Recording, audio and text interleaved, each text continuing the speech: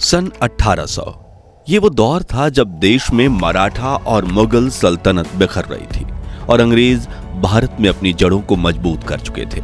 ये वो दौर था जब अफगानिस्तान से लेकर म्यांमार तक एशिया के सबसे बड़े हिस्से में सिर्फ भारत ही भारत हुआ करता था। ये वो दौर था जब भारत की आबादी सिर्फ 17 करोड़ थी, जिनमें से करीब 10% पुरुष और 1% महिलाएं ही पढ़ी लिखी हुआ करती थीं। शायद इसी वजह से मीलों दूर से आए अंग्रेजों ने भारत पर कब्जा जमा लिया था। ईस्ट इंडिया कंपनी की सरकार ने गरीबों और किसानों का शोषण शुरू कर दिया था और सोने की चिड़िया कहे जाने वाले भारत को लूटने में कोई कसर नहीं छोड़ी थी। लेकिन क्या आपने कभी सोचा है उस दौर में आम भारतीयों की जिंदगी आखिर कैसे हुआ करती थी?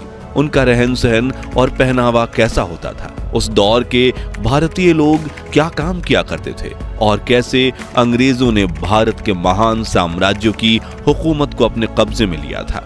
अगर हाँ, तो आज का वीडियो आपके लिए खास है, क्योंकि आज हम सन 1800 के दौरान अखंड भारत के इतिहास से पर्दा उठाएंगे, जिसे ज्यादातर स्कूलों कॉलेजों में पढ़ाया नहीं जाता। लेकिन उसके पहले आप वीडियो को लाइक और चैनल को सब्सक्राइब कर दीजिए। सल्तनत और हुकूमत। 16वीं शताब्दी की शुरुआत में जब अंग्रेजों ने भारत में दस्तक दी तो शुरुआत में उनका उद्देश्य सिर्फ यहां व्यापार करना था। लेकिन जब देश के कई महान राजा उनकी मीठी बातों के शिकार नहीं हुए तो उन्होंने इस महान देश की सत्ता पर ही कब्जा करने का फैसला किया। बता दें कि भारत में कदम रखने वाली सबसे पहली ब्रिटिशर्स टोली के कैप्टन थे विलियम हॉकिंस, जिन्होंने 24 अगस्त 1608 के दिन सूरत के बंदरगाह पर पहला कदम रखा था और कुछ ही समय में उन्हें यह अंदाजा लग गया था कि वो कूटनीति से भारत को अपने कब्जे में कर सकते हैं। 1631 में जब शाहजहां ताजमहल बनवा रहे थे तभी अंग्रेज भारत में अपने पैर पसारने की कोशिश में लगे हुए थे। उस वक्त कुछ छोटे बड़े राजाओं के अलावा भारत में 2 बड़े साम्राज्यों की हुकूमत चलती थी, जिसमें पहला था औरंगजेब का मुगल एम्पायर और दूसरा था मराठा साम्राज्य।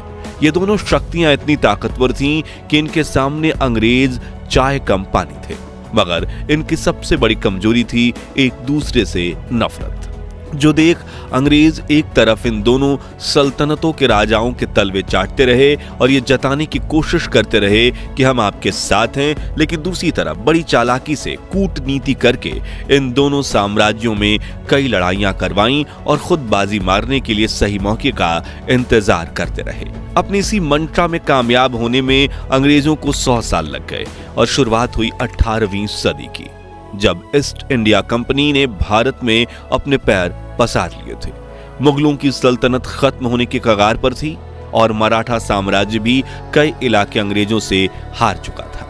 एक तरफ वो गरीबों और किसानों का शोषण कर रहे थे, दूसरी तरफ शिक्षा और पैसों के लालच देकर युवा भारतीयों को ही अपनी ब्रिटिश आर्मी में भर्ती करना शुरू कर दिया था। वो भारतीय व्यापारियों से बहुत ज्यादा कर वसूलते थे। उन्होंने यहाँ पर अपनी फैक्ट्रीज खोल रखी थी, जहां सस्ते में बना माल एक्सपोर्ट करके वो अंधाधुंध पैसा छाप रहे थे और ये पूरा पैसा भारत से सीधा ब्रिटेन जाता था, जिस वजह से भारत में आर्थिक संकट के दौर की शुरुआत हुई। भारतीयों की कमाई, पैसों की किल्लत और लगन। आपने ये कहावत तो सुनी होगी कि मेरी जरूरतें कम है इसलिए मेरे जमीर में दम है, जो 1800 के दौर में 90% भारतीयों के लिए सही साबित होती है। हालांकि हमारे भारतीय समाज में मौका परस्त लोगों का वजूद हमेशा से बना रहा है। उस वक्त भी कुछ मौका परस्त लोग ऐसे थे जो अंग्रेजों के तलवे चाटकर अधिक कमाई किया करते थे, जबकि आम भारतीय अपनी सभी जरूरतें पूरी तक नहीं कर पाते थे। एक तरफ जमींदार किसानों को कर्जा देकर ज्यादा ब्याज लेकर उन्हें लूटा किया करते थे, वहीं दूसरी तरफ किसान बाढ़, सूखे जैसी समस्याओं का सामना करते थे और अंग्रेजों द्वारा लगाया गया जानलेवा लगान तो किसानों की कमर ही तोड़ देता था। वही जो लोग खेती नहीं करते थे उनमें से कुछ छोटा मोटा व्यापार करते थे, जिन्हें अंग्रेज टैक्स और हफ्ता वसूली करके लूटने से बाज नहीं आते थे, जबकि कुछ लोग मजबूरी में चंद पैसों के लिए अंग्रेजों की फैक्ट्रीज में 16-16 घंटे काम किया करते। गांव का व्यापार। उस दौर के भारत की एक चीज बहुत अच्छी थी, वो है बार्टर सिस्टम, यानी सामान के बदले सामान देना। इसका इस्तेमाल भारत में ज्यादातर गांव में किया जाता था। गांव में अगर कोई एक आदमी चावल उगाता था तो वो दूसरे आदमी से चावल के बदले गेहूं लेता था। जो आदमी सब्जी उगाता था उन सब्जियों के बदले चावल और गेहूं ले लेता था।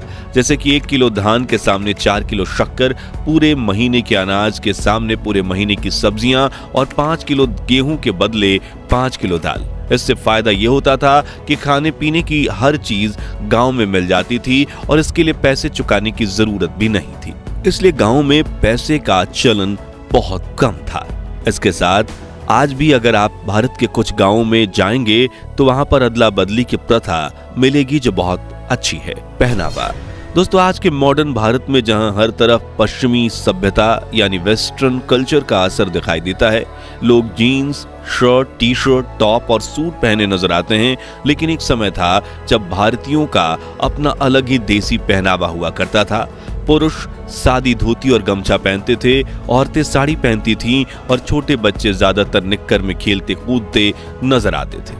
कुछ लोग धोती और कुर्ता पहनते थे, जबकि कुछ बड़े जमींदार ही अंग्रेजी पहनावा यानी जीन्स और शर्ट पहनते थे।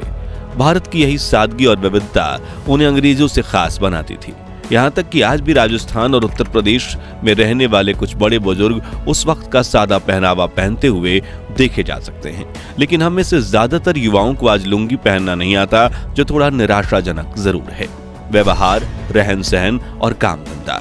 आज इंसान चांद पर पहुंच गए, मंगल ग्रह पर रोवर भेज चुके हैं और फिर आर्टिफिशियल इंटेलिजेंस ने दुनिया को बदल कर रख दिया। लेकिन सन 1800 के आसपास भारत में टेक्नोलॉजी का कोई नामो निशान नहीं था, लेकिन हर भारतीय का जीवन सुकून से भरा था। बात करने के लिए तार से जुड़ा टेलीफोन तक नहीं था, लेकिन दिल से दिल का कनेक्शन मजबूत था। रिश्तेदारों से महीनों और कई सालों तक मिलना मुश्किल था, लेकिन मन में इज्जत और लगाव जरा भी कम नहीं था। घास फूस और मिट्टी से बने घर ही कच्चे थे, लेकिन लोगों के दिल बड़े सच्चे थे। यातायात के सिर्फ बैलगाड़ी साधन थी, लेकिन लोगों के शरीर में बहुत फुर्ती थी। जेब में पैसों की फूटी कौड़ी ना हो, इसलिए चेहरे पर शिकन नहीं थी। और भाईचारा ऐसा था कि एक आवाज पर पूरे गांव की भीड़ इकट्ठा हो जाती थी। मित्रों, उस दौर में जमीन छोटी हो या बड़ी, ज्यादातर लोग खेती करना ही पसंद करते थे और भारतीय किसानों की पसंदीदा फसल नील, कॉटन, अफीम, गेहूं और धान ही हुआ करती थी, जिसे किसानों से खरीद कर अंग्रेज विदेशी मार्केट में अच्छी कीमतों पर बेचते थे। लोग खेती के साथ किसान पशुपालन भी करते। जो लोग खेती नहीं करते थे वो अंग्रेजों की फैक्ट्री में काम किया करते। शाम होते ही सभी लोग अपने घर में आकर भजन कीर्तन और सत्संग किया करते थे, लेकिन जिसके लिए घरों में दिए भी जलाए जाते, क्योंकि इस दौर में भारत में लाइट नहीं थी। फिर लोग रात में जल्दी सो जाते और सुबह जल्दी उठकर काम पर चले जाते। 18वीं सदी के लोग बुजुर्गों का बहुत मान सम्मान करते थे और घर से लेकर गांव में वही होता था जो बड़े बुजुर्ग कहते थे। हालांकि वो एक सा दौर था जब भारत में सबसे ज्यादा जातीय भेदभाव होता था।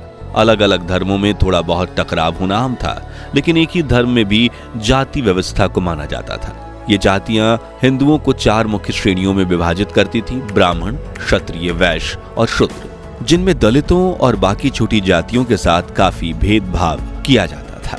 और ये भेदभाव तो पिछले 200 वर्षों से चला आ रहा था, जिसके खिलाफ डॉक्टर बाबा साहब आम्बेडकर ने काफी बड़ी जंग लड़ी थी और 20वीं सदी में देश में क्रांति ला दी। लेकिन उन्होंने इस भेदभाव को कैसे खत्म किया, जानने के लिए आप हमारी डॉक्टर आम्बेडकर की अनसुनी अनकही कहानियों वाली सीरीज देख सकते हैं, जिसके लिंक डिस्क्रिप्शन में है। फिलहाल मुद्दे पर वापस आएं तो उस दौर में अंग्रेजों ने ही डिवाइड एंड रूल नियम को अपनाकर भारतीयों की एकता को भंग करने के लिए जातिवाद और ज्यादा इसका बढ़ावा दिया।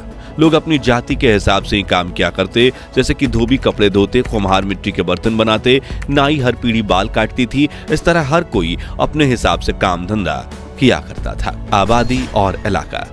आज भारत की जनसंख्या विश्व में सबसे ज्यादा यानी 145 करोड़ के पार कर चुकी है, लेकिन उस वक्त के अखंड भारत की जनसंख्या सिर्फ 17 करोड़ थी।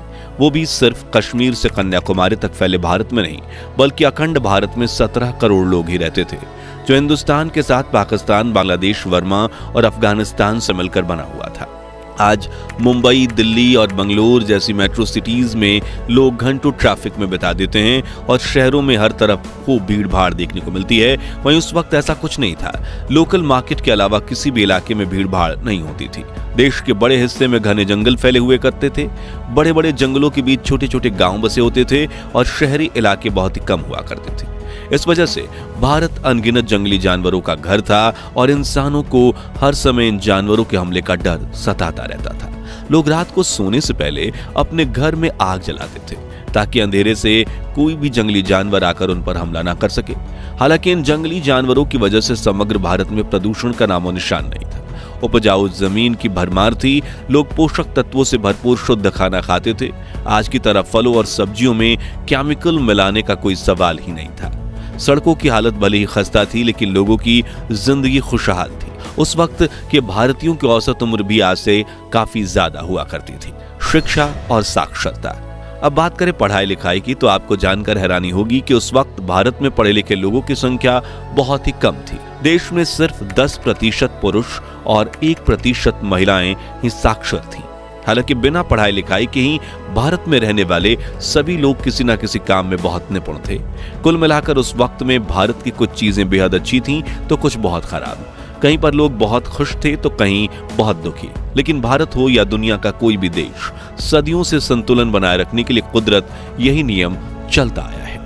तो मित्रों, अगर आपको भी अखंड भारत के महान इतिहास पर गर्व है तो कमेंट बॉक्स में हमारे देश की तारीफ में 2 बोल जरूर लिखिए और ये भी बताइए कि उस दौर की वो खासियतें जो आज का मॉडर्न जमाना मिस कर रहा है, हमारी ये पेशकश पसंद आई हो तो वीडियो को लाइक और शेयर करके 11,000 लाइक्स के लक्ष्य को हासिल करने में हमारी मदद कीजिए।